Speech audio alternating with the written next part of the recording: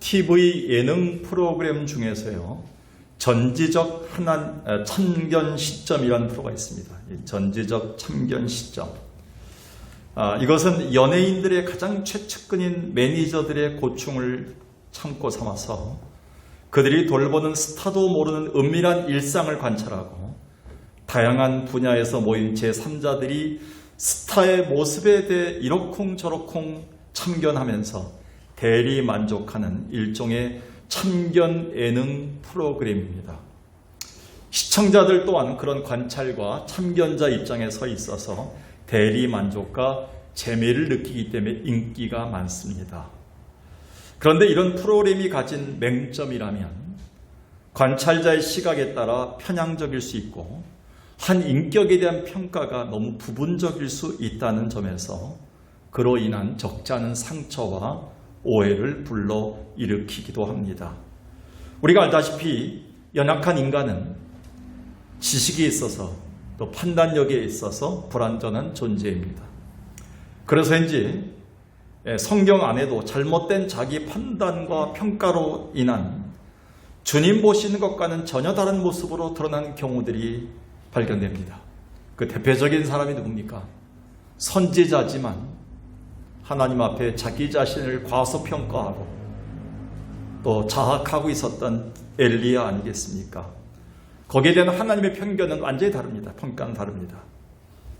열왕기상 19장 14, 15, 18절을 차례로 보겠습니다. 그가 대답하되 내가 만군의 하나님 여호와께 열심히 일하합니다. 그러니까 엘리야는 자기 혼자만 열심히 일한다는 거죠. 어려운 시대 때. 그리고 이스라엘 자손이 주의 언약을 다 버렸다. 그리고 주의 제단을 다 헐어버렸다. 예배를 다 중지시켰다. 아무도 소망이 없다.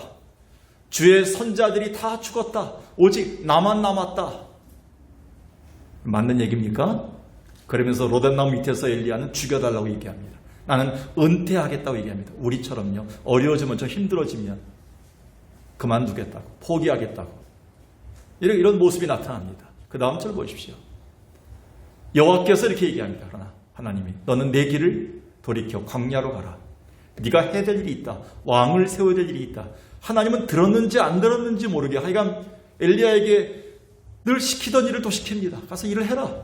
그러면서 18절에 이렇게 얘기합니다. 하나님이 보는 시각이죠. 그러나 내가 이스라엘 가운데 7,000명을 남겨뒀다. 바알에게 무릎 꿇지 않고 하나님께 예배하는 하나님의 선지자들, 너는 다 죽었다고 하는데 내가 숨겨놓은 7,000명이 아직도 있다 이렇게 얘기합니다. 그러니까 우리가 어려워지면요, 내가 보는 시각이 좁아집니다. 오해하게 됩니다. 그러나 하나님의 보는 시각은 다르다는 거예요. 교회들의 예를 보겠습니다. 요한계시록 3장에 보면 라오디게아 교회가 나옵니다. 라오디게아 교회죠. 그들 자신에 대한 평가를 참 잘했습니다. 그러나 주님 보시기에는 그 라오디게아 교회가 형편없었어요. 한번 봅시다. 내가 내 행위를 안다. 내가 차지도 않고 덮지도 않까. 그러니까 신앙의 중간 단계라는 거예요. 미지근하다는 거예요. 그리고 그 다음 16절에 보니까 주님이 얼마나 그들이 미지근하면 다 토해냈다. 역겹다는 거예요. 주님 보시기에도. 이런 신앙이 있다는 겁니다. 17절에 그들의 잘못된 평가를 이렇게 지적하십니다. 너희는 나는 부자다, 부요하다, 부족한 게 없다, 우린 다 잘했다 이렇게 얘기할 수 있지만 주님 보시기에는 너희는 가련하다, 공고하다, 가난하다, 눈 멀었다. 너희는 벌거벗은 모습이다. 라오디게아 교회 스스로 평가하는 모습과 주님의 시점에서 평가하는 모습이 얼마나 다른가요? 이게 그때만의 이야기일까요? 얼마든지 우리 가운데 나타날 수 있습니다. 그래서 다윗은 성전에 나가 예배할 때마다 하나님께 이렇게 고백했어요. 나를 만드신 하나님, 나를 조성하시고 인도하신 하나님 앞에 시편 139편에서 다윗은 이렇게 고백하고 나갑니다. 나를 살펴보셨으므로 나를 아시나이다. 나를 보고 계신 주님, 내 마음을 아시나이다. 하나님이 모르는 것이 아무것도 없습니다. 내 악한 행위까지 아십니다. 나를 영원한 길로 인도하옵소서. 다시 말해서 전지적 하나님의 시점으로 그는 자기 자신을 비로소 보기 시작한 거예요. 오늘은 벌써 2021년의 마지막 4분기를 시작하는 10월의 첫 주일 아니겠습니까? 즉 지난 3분기까지의 9개월을 돌아보고 마지막 남은 3개월을 새롭게 시작하는 주일이라 할 수 있습니다. 이런 돌아봄의 평가가 우리에게 중요한 것은 사실 마지막 날 우리가 주님 앞에 서서 후회 없는 결산과 아름다운 평가를 받기 위함입니다. 그 연습을 하는 겁니다. 그런 의미에서 우리는 오늘 본문 고린도전서 4장을 통해서 전지적 하나님의 시점에서 나를 바라보는 시간을 갖고자 합니다. 알다시피 오늘 말씀은 고린도 교회를 향한 바울의 편지입니다.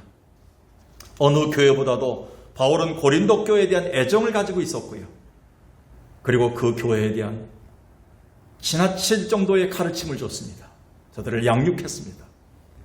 그리고 이 교회는요, 좋은 환경과 풍성한 철학과 지식을 가진 자들이 많았습니다. 지혜가 충만했죠. 그러나 그럼에도 성숙하기는커녕 오히려 분열과 여러 문제들로 서로 정죄하기에 바빴고요. 교회의 정체성마저 흔들렸습니다. 그게 고린도전서 3장 3절에 전적으로 나타나 있죠. 너희가 아직도 육신에 속한 자로다. 그들이 신앙이 오래됐고요. 그 정도 성경 공부하고 자랐으면요, 영적인 사람이 되어야 되는데 아직도 뭐예요? 시기하고 분쟁하고 사람의 말 한마디에 좌우되는 육신에 속한 자의 모습을 아직도 보이는 거, 어린아이 상태가 된 거예요. 가장 결정적인 게 뭡니까? 아직도 육신을 따라 사람을 따라 행한다. 그래서 바울파다, 게바파다, 아볼로파다, 베드로파다 하면서 뭐냐면 돌아다니면서 그들이 분열되고 있다는 겁니다.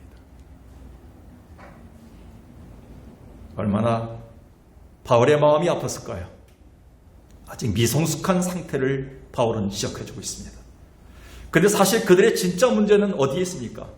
그들 서로 간에는 원망과 판단과 정죄는 넘쳤지만 정작 주님의 관점에서 보는 시점, 주님이 보는 시점에서 교회와 서로를 보는 진지한 평가는 없었다는 겁니다. 그러다 보니 자신과 다른 사람, 심지어는 교회에 대한 정확한 평가와 돌아봄이 없는 가운데 반목과 질심한 팽배했습니다. 어쩌면 우리의 모습일런지 모릅니다. 우리 또한 그동안 코로나로 인해서 세상으로부터 여러 질타와 편향된 시각을 받아왔습니다. 부정적 시각을 받아왔습니다. 한국교회에 대한, 기독교 자체에 대한 존망이 흔들릴 정도의 어떤 그런 비판과 그리고 잘못된 시각으로 우리를 본 것을 우리는 받아왔습니다. 그러다 보니까 서로 간에 우리는 정죄하고요. 교회 간에도 서로 판단하는데 우리가 분주했던 것 같습니다. 이제 마지막 분기 3개월만이라도 우리 자신을 하나님의 시점에서 돌아보는 시간이 되었으면 좋겠습니다. 본문 들어가서 그렇다면 우리가 전지적 하나님 시점에서 나를 본다는 것은 어떤 의미를 가지고 있나요? 그렇다면 우리가 전지적 하나님의 시점에서 나를 본다는 것은 어떤 의미인가요? 그 첫 번째는요, 내가 나를 판단하는 것은 정확한 평가가 아니라는 사실을 분명히 해야 됩니다. 바울은 자기 관점에서 본 자신에 대한 판단은 정확한 평가가 아님을 강조합니다. 아마 당시 고린도 교회 안에는요, 사도인 바울에게까지도 판단하는 일로 바울은 시달렸을 겁니다. 저게 사도냐? 저게 진짜 주님의 제자냐? 가짜다. 사도 바울은 주님을 직접 만났던 제자가 아니다. 그냥 빛만 봤을 뿐이다. 저게 사도냐? 사도 바울에 대한 수많은 비난과 정죄 가운데서도 바울은 시달렸을 겁니다. 그런 가운데 오늘 본문 3절에서 바울은 이렇게 고백합니다. 너희에게나 다른 사람에게나 판단받는 것이 내게는 매우 작은 일이라 나도 나를 판단치 아니하겠다. 이게 바울의 신앙이었어요. 이것은 자기 자신에 대한 평가를 유보하겠다거나 회피하겠다는 말이 아니라 연약한 우리 스스로가 주변 환경에 따라 자신을 판단하고 재단하는 것은 오히려 회의와 편견만 낳을 뿐이라는 것을 고백한 겁니다. 그러다 보면 자칫 우리에게는 극단적인 두 가지 경향들이 나타납니다. 두 가지 경향이 뭡니까? 하나는 자학하는 태도고요. 하나는 교만함의 모습입니다. 첫 번째 이 자학하는 경향은요, 지나치게 자기 자신을 비하하거나 비판하는 그런 태도입니다. 이게 심화되면 자존감에 치명적 상처를 입게 되고요. 자기 인생을 위한 또 다른 삶의 도전과 시도를 아예 포기하게 됩니다. 그래서 폐인이 되고 맙니다. 이런 사람들에게 심할 때는 극단적인 선택이 오게 됩니다. 몇 년 전인가요? 권사님들과 함께 신의문역 근처에 있는 모 예식장에서 제가 결혼식을 치른 기억이 납니다. 그때 너무 시간이 일찍 도착했기 때문에 우리가 로비에 앉아서 같이 권사님들이 사온 커피를 마시면서 준비한 시간이 있었습니다. 그때 바로 옆에 툭툭 치길래 보니까 유명한 야구 해설가 하일성 씨가 있었어요. 그분이 뭔가 쫓기는 듯이 전화를 계속하면서 너무 유명한 분이라 놀랐어요. 근데 그분은 여유가 없는 것 같았어요. 아니나 다를까 며칠 후에 신문을 보면서 깜짝 놀랐습니다. 그분은 극단적인 선택으로 이 땅을 떠났습니다. 내용을 검색해보니요, 그는 야구밖에 몰랐어요. 그래서 야구 해설로 유명해졌어요. KBO 총재까지 했어요. 많은 재산도 모았어요. 명예도 얻었어요.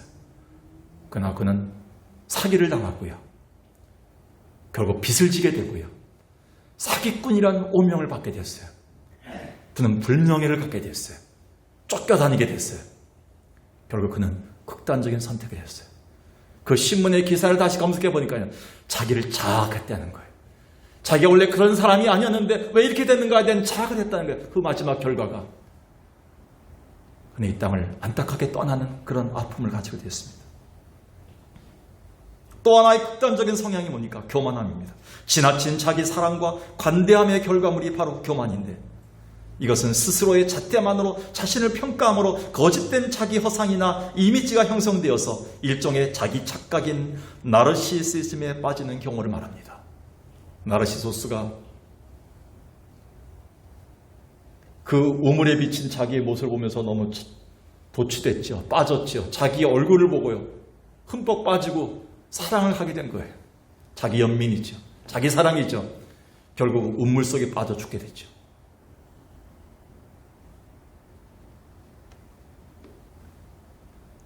이렇게 정확하지 않은 자기 판단의 중병에 빠진 사람은 자기 인생의 개성과 성숙이 더 이상 이루어지지 않습니다. 자신을 솔직하게 보지 못합니다. 자기 약점이나 자기 연약함을 개선하지 못한 채 성인 아이로 살아가게 됩니다. 이런 사람일수록 타인을 볼 때 가장 먼저 보는 게 뭐냐면 단점만 봅니다. 편견을 가지게 됩니다. 결국 자기 자신 또한 주님의 의롭다 하심을 얻지 못하는 속박의 굴레에서 벗어나지 못합니다. 그래서 바울은 본문 4절에서 이렇게 얘기했어요. 나도 나를 자책하지 않겠다. 그것은 주님의 의롭다함을 받지 못한 것이다. 나는 자유를 얻지 못한 삶일 것이다. 나도 나를 속박하고 싶지 않다. 다른 사람의 말 한마디에 나는 무너지고 싶지 않다. 나는 그렇게 되면 의롭다함을 받지 못한다. 이렇게 고백했어요. 따라서 우리는 날마다 하나님 앞에 나가 하나님이 만들어주시는 하나님의 형상 그대로의 창조된 나를 찾는 시간을 가져야 돼요. 이 예배에 나오는 이유가 뭡니까? 하나님이 나를 만들어주신 창조된 그대로의 나를, 원본인 나를 찾는 시간이에요. 사랑하는 딸아, 너는 잘하고 있다. 그동안 버텨온 것만 해도 너는 승리한 것이다. 걱정하지 말라. 내가 있다. 이 주님의 음성을 들어 나온 거예요. 우리는 자학하러 나온 게 아니에요. 남편의 말 한마디에, 아내의 말 한마디에 무너질 것 때문에 나온 것이 아니에요. 우리는 나도 나를, 어떤 사람도 나를 구속할 수가 없어요. 나를 창조하신 하나님만 나를 아름답게 구속할 수 있어요. 내 딸이다, 내 아들이다. 그걸 확인하러 나온 시간이에요. 그래서 다윗은 한때 무너질 수 있었지만 그는 자기에게 준 그 들판에서 밤마다 이런 시편을 읽었어요. 시편 8편 4절에 보니까 제가 누구이시길래, 하나님 제가 누구이기에 주께서 그렇게 생각하시며, 제가 누구길래 주께서 그렇게 나를 돌보고 계십니까? 눈동자같이 나를 지켜주고 계십니까?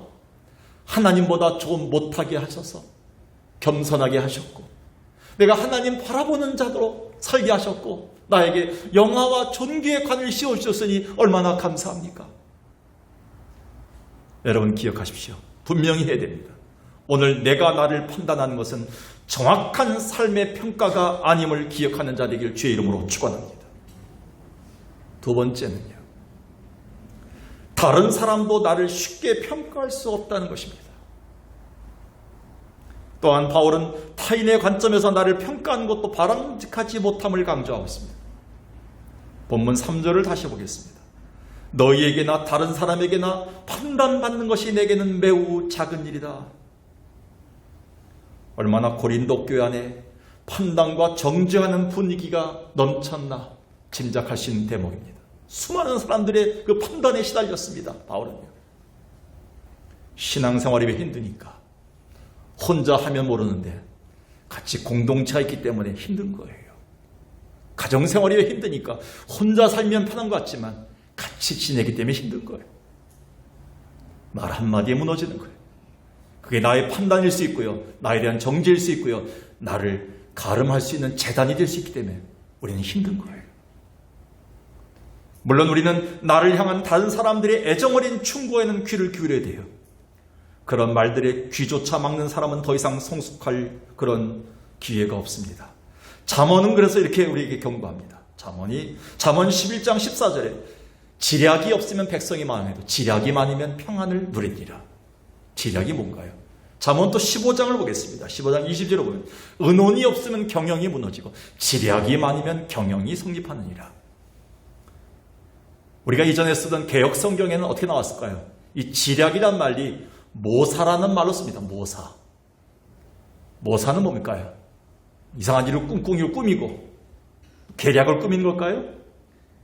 이 지략이란 모사란 무슨 이상한 일을 꾸미는 것이나 그런 사람이 아니라 나를 상담해주고 나의 약점을 조언해주고 고쳐줄 수 있는 스승을 말합니다. 여러분 주변에요 지략이 많아야 돼요. 여러분 주변에 모사가 많으면 성공할 수 있습니다. 나 건드리지 마. 나 건드리면 교회 떠나. 나한테 뭐라고 하면 나 가만히 있지 않아. 이런 사람은 성공하지 못합니다. 근데 지략가들이 많으면요. 그걸 받아들일 수 있으면요. 용납할 수 있으면요. 그 사람을 승리할 수 있다는 거예요. 우리를 만드신 분이 얘기하고 있어요. 그런데 분명해야 됩니다. 그럼에도 우리는 내 이웃의 판단과 평가를 내 삶에 대한 정확한 평가나 마지막 결론으로 받는 데는 동의할 수 없습니다. 왜냐하면 내가 나를 판단하는 것에도 불완전함이 있듯처럼 다른 사람들이 나를 향한 판단과 시각에도 얼마든지 부분적이며 일시적 편견일 수 있기 때문입니다.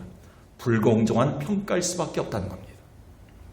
주님은 이러한 판단을 엄중히 경고하시면서 이웃에 대한 비판 또한 이렇게 금하셨습니다.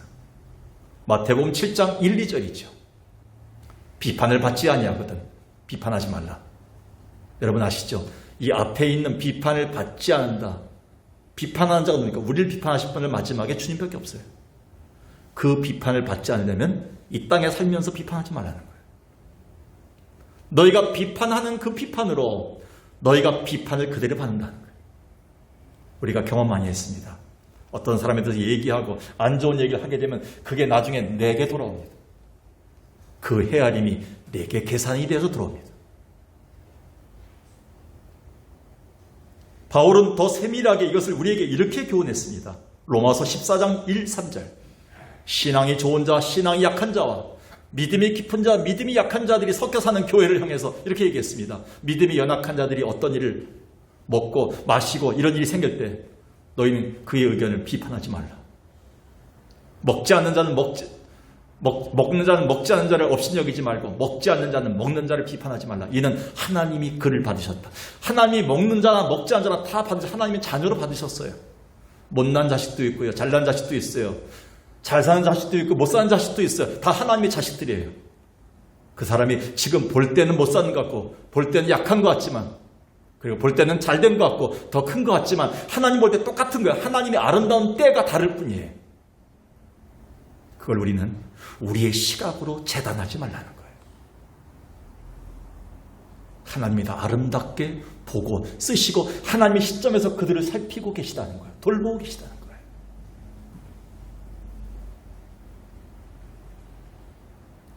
때로는 우리는 이런 편향적 비판들과 판단들이 교회 공동체나 인간관계, 나아가 자신을 무너뜨리기도 하는 것을 보게 됩니다. 우리는 아직 죄성이 남아있기 때문에 불완전한 존재이기 때문에 그렇습니다. 아주 재미있는 책이 있습니다. 켄 버구스와 공동 저자로 썼는데요. 사람들은 왜 나를 오해할까라는 책입니다. 이 책에 보면 사람이 가진 4가지 행동 유형으로 4가지로 나눴습니다. 안정형, 신중형, 주도형, 사교형. 그런데 이 저자가요. 성경을 연구하다가 안정형으로는 베드로를 택했고 신중형으로는 바울을 택했고 주도형으로는 모세를 택했고요. 사교형으로는 아브라함을 택했습니다. 그들이 그렇다는 거예요. 그런데 만약 이들이 동시대에 한 교회에서 같이 봉사했다면 싸우고 지지고 볶고 상처났다는 거예요. 하나님이 저들을 한 시대에 지지고 볶고 싸우지 않도록, 상처받지 않도록 다른 시대로 흩어놓으셨다는 거예요. 이 위대한 사람들도요, 같이 모이면 행동 유형이 다르기 때문에요, 하나 될 수 없어요. 그럼에도 불구하고 이렇게 각기 다른 사람들의 유형들이 모여서 서로 예수의 마음을 품고 서로 이해하고 용납하고 거룩한 공동체를 이루어나갈 수 있는 게 교회의 신비라는 거예요. 그러면서 이 저자가 이솝 우화를 예화로 들었어요. 여우가 두루미를 초청했는데 두루미를 골탕 먹이려고요, 접시에다가 이렇게 음식을 줬어요.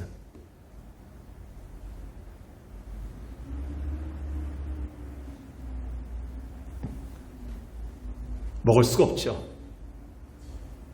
여우가 또 두루미도 마찬가지입니다. 서로 간에. 두루미가 또 여우를 초청해 갖고요, 음식을 또 못 먹는 쪽에다 줬어요. 서로 식사 방식이 다른 거예요. 결국 나중에 어떻게 됐습니까? 서로를 떠먹여주면서 아름다운 관계를 유지하게 된 것이죠. 여러분, 연약한 인간의 판단은 얼마든지 편향적이며 감정에 따라 달라지는 그런 불완전한 것입니다. 따라서 우리가 너무 쉽게 타인을 판단하거나 속단해서는 안 됩니다. 동시에 설령 타인이 나를 낮게 평가하거나 아니면 나를 높였다고 해서 너무 쉽게 일희일비해서는 안 됩니다. 그래서 바울은 이런 것에 아주 단호하게 3절에서 이렇게 얘기했습니다. 너희에게나 다른 사람에게나 판단받는 것이 내게는 작은 일이라 나도 나를 판단치 아니하겠노라. 즉 그러한 것들이 자기 인생에 대한 마지막 선언과 최종적 결론이 아니라고 고백합니다. 반면에 바울은 숱한 타인의 오해와 비난 속에서도 날마다 자신을 십자가에 못 박고 자신을 쳐 복종하는 연습을 했으며 자기를 부르신 이인 주님의 평가에 무게를 두고 자신을 쳐 복종하는 연습을 날마다 합니다. 그리고 자기를 부르신 이인 주님의 평가에 무게를 두고 날마다 주님을 바라보는 신앙생활을 합니다. 그래서 바울은 승리한 거예요. 오늘 우리 또한 타인의 판단이 정확한 나에 대한 평가가 아님을 명심하는 자 되셔 주님의 시점으로 볼 수 있는 복된 자들 되기 주의 이름으로 축원합니다. 그렇다면 마지막 결론이 무엇인가요? 세 번째 교훈에서 주님이 우리에게 말씀하고자 하는 마지막 교훈을 찾을 수가 있습니다. 세 번째는 뭐예요? 오직 공의로우신 주님만이 나를 정확하게 판단하실 수 있다는 겁니다. 우리는 창조주의 관점, 주님의 시각, 즉 나를 가장 잘 알고 계시는 분의 전지적 하나님의 시점에서 정확히 평가되어야 됩니다. 이것이야말로 가장 공정한 내 인생의 결산입니다. 다시 4절을 보겠습니다. 내가 자책할 아무것도 깨닫지 못하나 그러나 이를 인하여 의롭다함을 얻지 못하리라. 다만 나를 심판하실 이는 주시니라. 이전 개혁성경에는 나를 판단하실 이는 주님이시다 이렇게 나와 있습니다. 똑같은 말이죠. 왜 그렇다고 생각하나요? 아까 다윗의 시편 읽었듯이 시편 139편을 다시 보니요 13절 15절에서 주께서 내 오장육부를 다 지으셨기 때문에 나의 모태에서부터 어떻게 나를 만들 것인가를 주께서 구상하셨다는 거예요. 주께서 나를 만든 것이 너무 기가 막히다는 거예요. 기묘막측하고 신비하다는 거예요. 너무 아름답다는 거예요. 주께 감사할 뿐이라는 거예요. 그리고 15절에서 내가 은밀한 데서 지음받고 깊은 곳에서 기이하게 지음받을 때 나의 형체가 주의 앞에 숨기지 못하게끔 나를 만드셨다는 거예요. 그러니까 우리는 일거수일투족 모든 삶까지도 꿰뚫어 보시는 분이 계시다는 거예요. 그분이 바로 나를 만드신 분, 나를 부르신 분, 나를 끝까지 인도하실 분, 그 주님이시라는 거예요. 주님만이 나를 가장 올바르고 공정하게 평가하실 분이라는 거예요.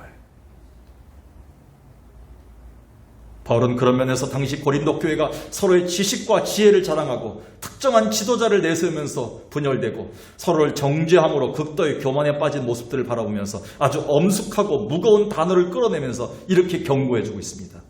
그게 4절 5절 다시 보겠습니다. 내가 자책할 아무것도 깨닫지 못하나 그러나 이를 인하여 의롭다함을 얻지 못하리라. 다만 나를 심판하실 이가 계시다. 그 주님이다.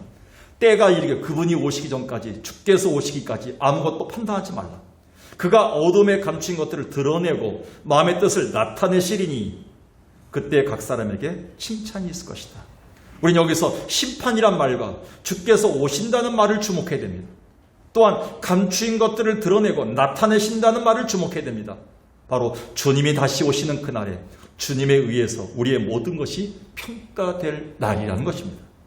근데 분명한 것은 우리들을 공정하고 온전하게 평가해 주실 그날이 점점 더 가까워지고 있다는 거예요. 여기에 불안을 느끼면요, 우린 신앙생활을 헛하고 있는 거예요. 소망이 싹 생겨야 돼요. 다른 사람 다 이렇게 생각해도 나를 올바르게 평가해 주실 주님이 오고 계시다, 그 사실 앞에 벅찬과 소망이 생겨야 돼요. 근데 그렇지 않다는 거예요. 마지막 날이 온다는 것 때문에 두려움에 잡혀 심판 콤플렉스를 느끼는 게 우리 인간이에요. 연약하기 때문에요. 그래서 여전히 죄성을 가진 우리는 어떤 실수하거나 갑자기 찾아온 사고나 질병의 위기 앞에 놓였을 때 두려움에 붙잡히게 되고 심판 콤플렉스가 찾아옵니다. 그러다 보니 연약한 우리는 온갖 사이비 종교에 빠지게 되고 선녀를 찾고 동자들을 찾아가서 잠시 피시안을 삼고 심판을 모면하는 부적을 붙이기도 합니다. 이런 유혹들이 오는 거예요. 그래서 바울은 로마서 1장 22, 23절에 2000년 전에 사람들도 그랬다는 거예요. 서로 지혜 있다 하고 어리석은 자가 돼서요, 썩어지지 않는 하나님의 형상을 우상단지를 만들어갖고 동물의 모양 만들어서 새를 만들고 짐승을 만들어서 그걸 섬겼다는 거예요. 그게 나한테 위로 줄 거야 해서. 하나님은 보이지 않기 때문에 위로가 안 된다는 거예요. 보이는 우상들을 만들었다는 거예요. 이게 인간의 심판 콤플렉스가 있다는 겁니다. 그러나 연약한 우리는 그래서는 안 돼요. 바울은 우리에게 결산의 날을 바르게 이해시키는데 심판 콤플렉스 때문에 그 우리가 심판의 날, 결단의 날을 기다리는 것이 아니라 우리에겐 또 다른 날이라는 거예요. 그게 5절에 나와 있습니다. 5절을 그런 시각으로 다시 보겠습니다. 그러므로 때가 이르기 전 곧 주께서 오시기까지 아무것도 판단하지 말라. 그가 어둠에 감춘 것들을 드러내고 마음의 뜻을 나타내시리니 그때 각 사람에게 하나님으로부터 칭찬이 있으리라. 이 말을 쓰고 싶었던 거예요. 즉 주님 오심을 기다리며 최선의 삶을 사는 우리들에게 주님이 판단해 주실 결산은 죄에 대한 정죄와 심판의 평가가 아니라 하늘의 위로가 담긴 칭찬이 있다는 겁니다. 이미 구원받고 하나님의 자녀된 우리에겐 하늘의 보상을 위한 상급의 결산의 날이 다가온다는 겁니다. 우리의 죄에 대한 처벌은 이미 십자가상에서 누가 예수가 대신 다 받으셨기 때문에 우리는 그 심판을 받을 게 없어요. 심판이 이미 지나갔습니다. 우리에게는 주님이 주실 칭찬의 상급이 기다리고 계신 줄로 믿습니다. 그걸 기다리는 거예요. 잘했다, 딸아. 이 교회를 수십 년 동안 끝까지 지키고 기도하며 반 유혹과 어려움에도 불구하고 끝까지 주의 종들을 섬기면서 자녀들을 품에 안고 지나왔던 딸아, 아들아, 수고했다. 그 칭찬이 기다리고 있다는 거예요. 그게 우리의 결산이라는 겁니다. 얼마나 소망이 있을까요? 그래서 우리는 이 평가를 해주실 주님 앞에 그걸 기다리는 소망이 남달라요. 그날은 우리의 심판이 아닌 하나님의 공정하고 의로운 칭찬 앞에 서게 될 영광의 날이기 때문에 그렇습니다. 따라서 우리는 지금도 눈동자같이 살피시는 전지적 주님 시점으로 우리는 살아가야 돼요. 어떤 수도원에서 원장님이 나이가 들어서 새로운 후계자를 찾기로 했습니다. 그래서 어느 날 아침에 수도원장은 제자들을 불러 모으고 그들에게 새 한 마리씩을 나눠줬습니다. 그리고 그렇게 얘기했습니다. 오늘 저녁까지 이 새를 죽여서 나에게 가지고 와라. 단 아무도 보지 않는 데서 이 새를 죽여야만 한다. 어느 저녁이 다 되었는데 제자들은 모두 다 새를 죽여가지고 왔습니다. 그런데 한 제자만 나타나지 않았어요. 유독 늦게 나타난 그 제자는 얼굴이 잔뜩 긴장한 굳은 얼굴로 새를 죽이지 않은 산채로 그냥 가지고 온 거예요. 원장은 그에게 그 이유를 물었습니다. 그는 울먹이면서 이렇게 얘기했습니다. 원장님, 제가 이 새를 아무도 모르게 죽이려고 하루 종일 돌아다녔는데 어디든지 하나님은 계셨습니다. 하나님의 시선을 피할 곳은 어느 곳에도 없었습니다. 그래서 이 새를 죽일 수가 없었습니다. 이 말을 들은 원장님은 그 제자를 자기의 후계자로 삼았습니다. 여러분 그 이유 아시죠? 그렇습니다. 우리를 가장 잘 알고 계시는 주님은 항상 우리 곁에 계셔서 심판보단 칭찬을 위해서 우리를 전지적 시점에서 지금도 보고 계십니다. 그래서 베드로는 이렇게 얘기했어요. 고난을 겪고 믿음의 시련을 겪었던 성도들을 향해서 베드로전서 1장 7절에서 이렇게 격려하고 있습니다. 너의 믿음의 확실함은 불로 연단하여도 없어질 금보다 더 귀하여 예수 그리스도 나타나실 때 칭찬과 영광과 존귀를 얻게 할 것이다. 이 세 가지를 사모하고 사셔야 돼요. 주께서 오셔서 나를 갖다가 평가하시고 판단할 때 내가 심판 불에 들어가지 않는가, 아직도 그것 때문에 떨고 있는 사람들을 보면요, 신앙생활 헛생활하는 거예요. 마지막 날 주께서 오셔서 칭찬과 영광과 존귀를 주실 그것을 사모하고 살아야 돼요. 믿음의 시련을 견디는 여러분들에게 주신 하나님의 상급인 것입니다. 오늘 나를 가장 공의롭고 정확하게 평가하실 주를 기다리며 사는 여러분들에게 주의 이름으로 축원합니다. 말씀을 정리합니다. 어느 때보다도 우린 코로나 상황을 맞으면서 교회에 대한 부정적 시선과 편견을 떠안고 힘들게 살아왔습니다. 그래서 이 상황이 끝난 후에도 교회의 미래나 다음 세대에 대한 신앙교육 또한 불확실성을 갖고 있습니다.